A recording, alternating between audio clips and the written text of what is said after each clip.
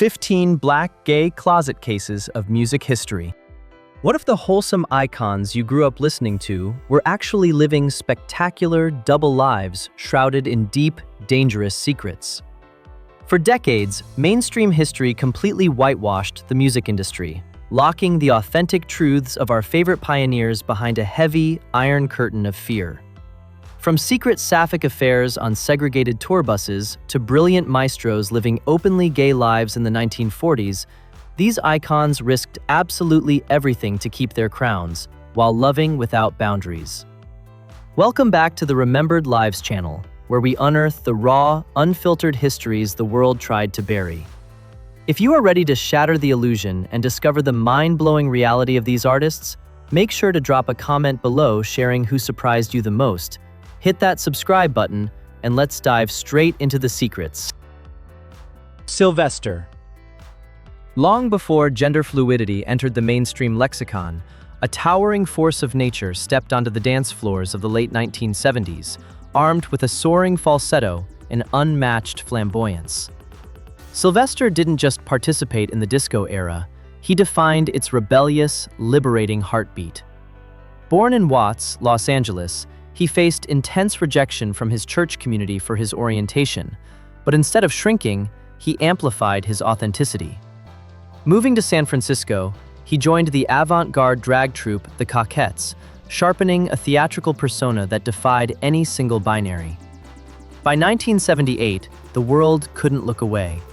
His timeless masterpiece, You Make Me Feel, Mighty Real, weaponized the synthesizer, storming the Billboard dance chart to claim the #1 spot and crossing over to reach number 36 on the Hot 100. What made Sylvester royalty was his refusal to hide. In an era where music executives heavily policed masculinity, he confidently donned shimmering sequins, makeup, and extravagant furs, declaring himself the Queen of Disco. Selling out massive venues like the San Francisco War Memorial Opera House, his live recordings captured an artist operating at the absolute peak of his vocal and emotional powers.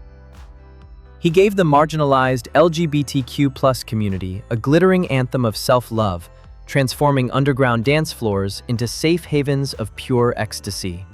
Tragically, the devastating HIV/AIDS epidemic of the 1980s cut his brilliant journey short. Even as his health rapidly declined, Sylvester used his final months to march in wheelchair-bound solidarity at Pride events, ensuring his remaining royalties were funneled directly to local AIDS charities. He passed away at just 41 years old, leaving behind a sonic blueprint that continues to inspire modern pop icons worldwide. Bessie Smith. The Roaring Twenties belonged to a voice so immense it could literally rattle the wooden walls of Southern tent shows without the help of a microphone. Bessie Smith, rightfully crowned the Empress of the Blues, was a cultural phenomenon and a fierce trailblazer for Black financial autonomy. Signed to Columbia Records in 1923, her debut track, Downhearted Blues, achieved a staggering feat, selling roughly 780,000 copies within 6 months, an astronomical number for the era. This unparalleled success skyrocketed her earnings to an estimated $2,000 per week, transforming her into the highest-paid Black entertainer of her generation. She traveled the segregated United States in her own luxurious, custom-built railroad car, an undeniable symbol of power and defiance against rampant racial oppression. On stage, Bessie radiated majestic authority, translating the shared trauma, poverty, and resilience of Black women into raw, soul-deep art. Yet, behind the velvet curtains laid a deeply complex personal reality. While trapped in a notoriously volatile, violent marriage to Jack G., the Empress quietly commanded a private world where boundaries simply did not exist. She engaged in passionate, deeply intimate romantic relationships with several of her female backup dancers and touring companions. Though the oppressive societal codes of the 1920s and 30s forced these sapphic bonds to remain strictly confidential within her inner circle, close listeners could detect subtle, coded defiance buried inside her lyrics. Her earth-shattering journey concluded abruptly in 1937, following a catastrophic automobile accident in Mississippi. Bessie left an indelible artistic legacy, proving that true royalty isn't defined by a crown, but by the relentless courage to live and love entirely on one's own terms. Billy Strayhorn.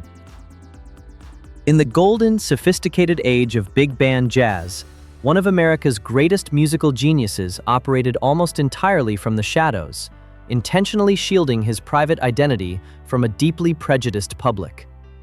Billy Strayhorn was the brilliant architect behind the Duke Ellington Orchestra's signature sound. In 1939, he penned "Take the A-Train," a masterpiece that quickly became the ensemble's legendary theme song and earned a permanent spot in the Grammy Hall of Fame. For nearly 3 decades, Strayhorn contributed timeless, harmonically advanced compositions like "Lush Life" and "Chelsea Bridge," elevating jazz into a complex, classical art form. Remarkably, during the ultra-conservative 1940s and 50s, Strayhorn achieved something nearly miraculous. He lived as an openly gay black man. While he shielded his image from mainstream media to protect the commercial viability of the Ellington brand, he refused to live a lie within his immediate artistic community. He resided openly with his long-term partner, Aaron Bridgers, in a loving Harlem apartment, earning the fierce protection and immense respect of Duke Ellington himself, who viewed Billy as his invaluable sonic alter ego.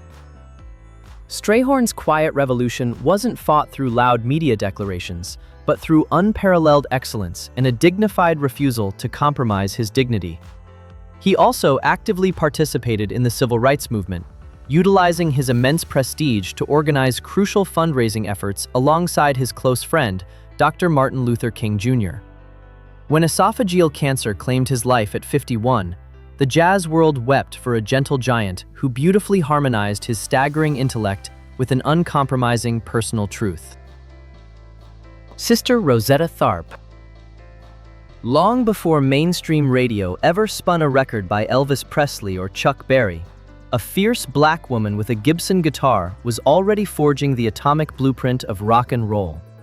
Sister Rosetta Tharpe was a musical anomaly who courageously straddled 2 fiercely conflicting universes: the sacred sanctuary of the gospel church and the secular hedonism of the secular nightclub. Born in Cotton Plant, Arkansas, she mastered the guitar by age 6, developing an aggressively percussive, heavily distorted picking style that defied the traditional acoustic picking of the 1930s. Her 1944 smash hit, "Strange Things Happening Every Day," made history as the first gospel record to cross over and storm the Billboard Race Records Top 10, peaking at number 2. Rosetta was a radical pioneer who transformed her performances into spiritual spectacles, famously staging her 1951 wedding at Griffith Stadium in Washington, D.C., in front of over 20,000 paying spectators. Yet, behind this orchestrated public heteronormativity lay a deeply guarded private world. Her most profound and enduring emotional connection was with her brilliant musical collaborator, Marie Knight. Together, they toured the deeply segregated American South, sharing hotel rooms, vocal harmonies, and a quiet, romantic intimacy that was an open secret within their tight-knit touring entourage. In an era where the conservative black church would have utterly excommunicated her for discovering same-sex love, Rosetta used her divine talent as an impenetrable shield. When a stroke prematurely silenced her roaring amplifier in 1973, she left behind an immortal legacy as the undisputed godmother of rock, a woman who dared to play louder and love deeper than the rigid society around her could ever comprehend. Frankie Knuckles.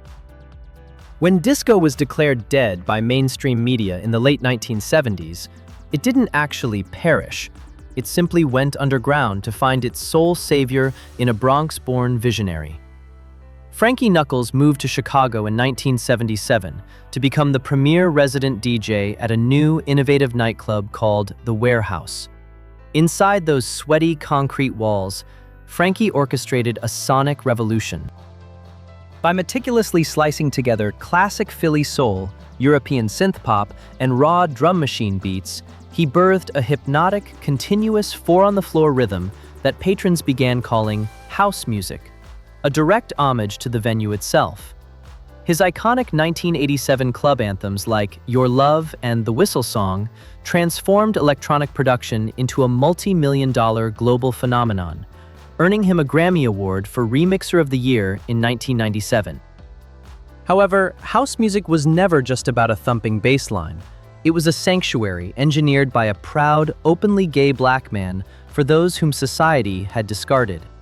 During the height of the devastating HIV/AIDS epidemic and rampant homophobic violence of the 1980s, Frankie's dance floors functioned as literal urban sanctuaries.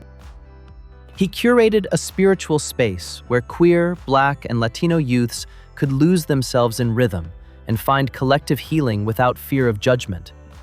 He stood as a towering, gentle giant of dignity, navigating global fame while remaining fiercely rooted in his community's struggles.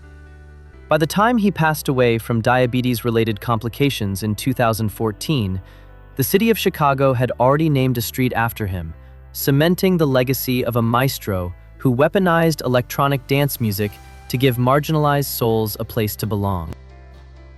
Rainey. Before the blues became a formalized recording industry, it existed as a raw, oral tradition, traveling through southern minstrel shows, waiting for a matriarch to give it a crown. Gertrude Rainey was that very force of nature. Signed to Paramount Records in 1923, she recorded nearly 100 songs over a blistering 5-year span, utilizing her gravelly, booming contralto to capture the unfiltered struggles of working-class Black Americans. Draped in heavy gold coins, expensive diamond tiaras, and extravagant ostrich feathers, Rainey radiated an unbothered, wealthy Black autonomy that was completely unheard of in the post-Reconstruction era, commandingly establishing herself as the undisputed Mother of the Blues. While she was officially married to fellow entertainer Will Rainey, utilized her immense financial independence to live an astonishingly uninhibited personal life. She completely shattered the era's Victorian taboos by penning her legendary 1928 track, Prove It On Me Blues, a revolutionary anthem where she boldly crooned about carousing with women and wearing men's tailored suits. The promotional artwork for the record even featured her in a fedora, flirting with women while a police officer looked on. This wasn't mere creative theater.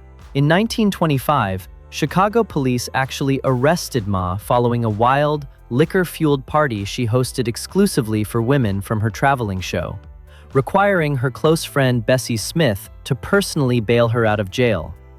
Rainey refused to apologize for her desires, utilizing her gritty music as both a weapon and a shield to carve out an authentic space of queer freedom long before the world had a name for it.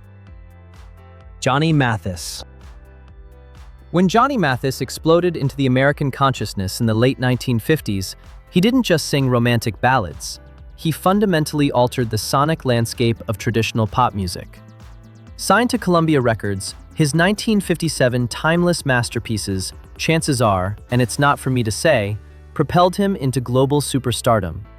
Mathis became a pioneer of the album format. His 1958 compilation, Johnny's Greatest Hits, achieved an unprecedented, historic feat, spending an astonishing 490 continuous weeks on the Billboard 200 album charts, a record that stood unmatched for decades. With his smooth, velvety tenor and flawless diction, he became the ultimate architect of intimacy, selling over 350 million records worldwide and cementing his place as one of the most commercially successful vocalists in human history. Yet, while millions of couples around the globe fell in love to the sound of his voice, Johnny chose to navigate his own romantic path with quiet, protective dignity. In an era when Hollywood executives routinely orchestrated fake heterosexual marriages for queer stars to protect corporate investments, Mathis steadfastly refused to play the game. He simply maintained an intense, fiercely guarded privacy regarding his personal life. It wasn't until a landmark 2017 interview with CBS News that the legendary crooner, then in his early 80s, casually and elegantly stated the truth. "I'm a man who loves men. I've been that way all my life." Mathis explains that because he grew up in a supportive family environment in San Francisco, his identity was never a source of internal shame. By choosing an authentic life over industry deception, Johnny Mathis proved that true artistic elegance requires an unshakable foundation of personal truth. Jackie Shane. In the vibrant, horn-heavy rhythm and blues scene of the 1960s, a spectacular performer took the stage in Toronto and completely shattered every established boundary of gender expression. Jackie Shane was a pioneering soul vocalist whose raw talent and electrifying presence commanded absolute respect. Born in Nashville, Tennessee, she fled the oppressive Jim Crow South to find creative sanctuary in Canada. In 1963, her driving, soulful single, Any Other Way, became an explosive regional triumph, storming the Canadian music charts to peak at number 2. On stage, Jackie was an absolute revelation, delivering blistering vocal runs while backed by her tight, high-energy R&B band, proving herself a formidable contemporary to titans like Jackie Wilson and Little Richard. What makes Jackie's narrative utterly extraordinary is that she lived entirely as a proud, elegant trans woman decades before the term entered mainstream societal awareness. While contemporary media often lazily labeled her a cross-dresser, Jackie was entirely unapologetic about her identity, stepping under the bright spotlights in magnificent makeup, meticulously styled hair, and glamorous women's attire. She weaponized her stage banter to advocate for absolute freedom, famously telling audiences that she didn't care what society thought because she was living her life her own way. After abruptly vanishing from the music industry in 1971 to care for her mother, her brilliant legacy was finally brought to global light when her anthology, Any Other Way, was nominated for a Grammy Award in 2019. Jackie Shane passed away that same year, leaving an immortal legacy as an uncompromising transgender pioneer who refused to let a hostile world dictate her truth. Countee Cullen. During the dazzling literary heights of the 1920s Harlem Renaissance, a young intellectual emerged as the absolute golden boy of black poetry. Countee Cullen possessed a staggering literary brilliance, earning a master's degree from Harvard University and publishing his acclaimed debut collection, Color, in 1925 to rapturous national acclaim. His deeply moving, lyrical verses elegantly tackled the agonizing dualities of the black experience, systemic racial injustice, and Christian faith within a prejudiced America. Cullen's cultural prominence was so immense that his 1928 wedding to Yolanda Du Bois, the daughter of the towering civil rights leader W.E.B. Du Bois, was heralded by the press as the grandest social event in African American history, drawing thousands of spectators to Harlem's streets. However, beneath this meticulously curated facade of traditional heterosexual high society lay a deeply painful, agonizing personal conflict. The marriage was fundamentally hollow and dissolved within 2 years because Cullen was a closeted gay man wrestling with the rigid taboos of his deeply religious upbringing. His truest, most enduring emotional bond was with Harold Jackman, a strikingly handsome Harlem schoolteacher and intellectual who remained Countee's lifelong companion, muse, and deepest love. Their extensive private letters, including emotional correspondence written during Cullen's distant honeymoon, reveal an aching heart trapped between societal expectations and authentic passion. Forced by a brutal, unforgiving era to keep his desires strictly hidden, Cullen's poetry often featured recurring themes of forbidden love, agonizing isolation, and secret burdens. Passing away from uremia at just 42, his brilliant story serves as a poignant reminder of the immense emotional toll endured by historic creators who gave the world everlasting beauty while being denied the freedom to openly love. Ethel Waters. Breaking through the rigid, unforgiving walls of racial segregation in the early 20th century required a spectacular level of fortitude, and Ethel Waters possessed it in abundance. Rising from the absolute bleakest poverty in Chester, Pennsylvania, she began her career singing the blues in gritty underground clubs, quickly earning the nickname Sweet Mama Stringbean for her tall, slender frame. By the 1930s and 40s, Waters had completely transformed American entertainment, shattering racial glass ceilings at every turn. She made history as the first Black woman to hold a starring role on a Broadway stage in As Thousands Cheer, became the first African American to host her own national television special in 1939, and earned an Academy Award nomination for her brilliant performance in the 1949 film Pinky. Yet, while her public persona evolved into an image of dignified elegance and profound religious faith, later reinforced by her prominent participation in Billy Graham's evangelical crusades, Ethel's early life featured a vibrant, uninhibited chapter that mainstream biographers routinely ignored. During the roaring height of the Phúc Hưng Harlem, Waters lived as an active, recognized member of the bohemian queer artistic community. She engaged in a passionate, deeply meaningful romantic relationship with a talented dancer named Ethel Williams. The two women lived together openly within their progressive creative circles, defying the strict heteronormative constraints of mainstream white society. As her fame grew and she sought broader commercial acceptance from conservative American audiences, Waters meticulously locked this side of her life away, cloaking her past behind a polished shield of traditional devotion. Passing away at age 80, her extraordinary journey stands as a monument of pure resilience, showcasing a trailblazer who navigated a hostile world by fiercely controlling her own narrative. Little Richard. In 1955, a blinding lightning bolt of pure, unadulterated energy struck the American musical landscape when a young performer from Macon, Georgia, slammed his hands onto a piano and screamed, "Tutti Frutti." Little Richard wasn't just a rock musician. He was the primary, definitive architect of the entire genre. Armed with a towering pompadour, heavy eyeliner, and a wild, ecstatic stage presence, he injected a dangerous, forbidden edge into the conservative culture of Eisenhower's America. His foundational hits, including Long Tall Sally and Good Golly, Miss Molly, weaponized a driving, frenetic beat that shattered the boundaries between rhythm and blues, gospel, and pop, directly influencing legends from the Beatles to Prince. Yet behind the blinding glitz and the ecstatic screams laid an agonizing, lifelong psychological battle between his authentic identity and his deeply rooted religious convictions. Richard famously proclaimed himself both the king and queen of rock and roll, stepping onto stages with an unapologetic, flamboyant gender fluidity that completely bewildered mainstream society. Offstage, however, his life was a turbulent, painful tug-of-war. He moved through periods of living openly as a gay man, engaging in wild, uninhibited relationships, only to suddenly denounce his sexuality, retreat completely from the spotlight, and embrace rigid, evangelical Christianity.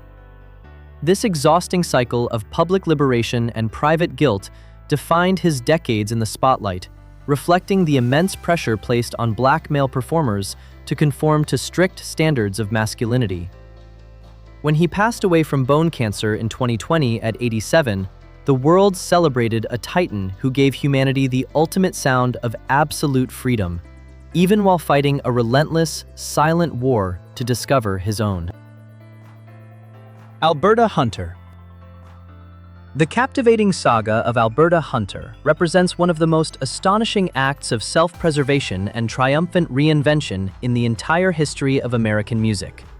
Emerging as a premier blues vocalist and prolific songwriter in the 1920s, she penned the legendary track Downhearted Blues, which later became a massive career-launching hit for Bessie Smith. Hunter possessed a smooth, highly sophisticated vocal delivery that earned her headlining residencies at elite clubs across New York, London, and Paris. She performed alongside titans like Louis Armstrong and starred in the London production of Showboat with Paul Robeson, securing an enviable position at the absolute pinnacle of international show business. However, as the mid-century music industry became increasingly corporate and aggressively scrutinized the private lives of its stars, Hunter made a radical, unthinkable choice. To shield her deeply private personal life from a deeply homophobic public, she abruptly walked away from show business entirely in 1957, following the death of her mother. Hunter was a closeted lesbian who had spent decades navigating secret, deeply loving relationships with women, including a profound, decades-long bond with her companion, Lottie Tyler. Rather than risking exposure or compromising her dignity, she falsified her age, enrolled in nursing school, and spent the next 20 years working full-time as a dedicated nurse in a New York hospital, completely unknown to her coworkers. Then, in 1977, at the astonishing age of 82, she mounted a legendary musical comeback, performing to sold-out crowds at the Greenwich Village club, The Cookery, and recording new albums for Columbia Records.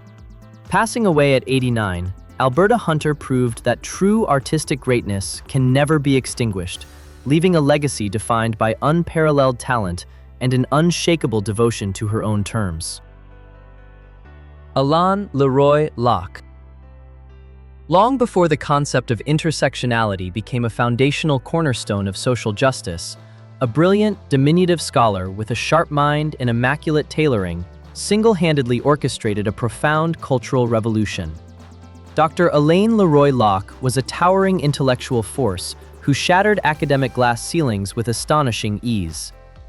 Born into a prominent black family in Philadelphia, he made history in 1907 by becoming the very first African American to receive a prestigious Rhodes Scholarship, subsequently earning his PhD in philosophy from Harvard University. As the longtime chair of the Department of Philosophy at Howard University, Locke envisioned art not merely as aesthetic expression, but as an indispensable political weapon for racial liberation. In 1925, he edited his landmark anthology, The New Negro, a definitive masterpiece that galvanized a generation of creators and effectively served as the official architectural blueprint for the Harlem Renaissance. Yet, while Locke navigated the highest, most respected echelons of academic and public life, he fiercely guarded a deeply private reality. He was a proud, quietly open gay man in an era when homosexual acts were severely criminalized across the United States. While he carefully shielded his private identity from hostile mainstream media to protect his tenure at Howard University, Locke refused to hide within his immediate intellectual and creative inner circles. He frequently used his immense prestige, mentorship, and financial resources to support rising queer literary talents like Langston Hughes and Countee Cullen, cultivating a progressive network where marginalized creators could feel safe. His surviving private letters reveal a deeply sensitive intellectual who carried the immense, silent weight of his era's rigid taboos with unparalleled, quiet dignity. Passing away in 1954 at age 68, Locke left an immortal legacy as a philosopher who taught a fractured nation that true cultural pride can only flourish when individuals possess the absolute freedom to embrace their authentic selves. Big Mama Thornton. In the male-dominated, fiercely competitive rhythm and blues circuits of the early 1950s, a towering powerhouse of a woman stepped up to a microphone in Los Angeles and completely re-engineered the future sound of global popular music. Willie Mae Big Mama Thornton was an absolute force of nature, possessed of a raw, thunderous vocal delivery that could effortlessly drown out a full horn section without amplification. In 1952, she recorded the driving, gritty track Hound Dog, which exploded across the nation to spend an astonishing 7 weeks at the absolute peak of the Billboard R&B charts, selling over 2 million copies.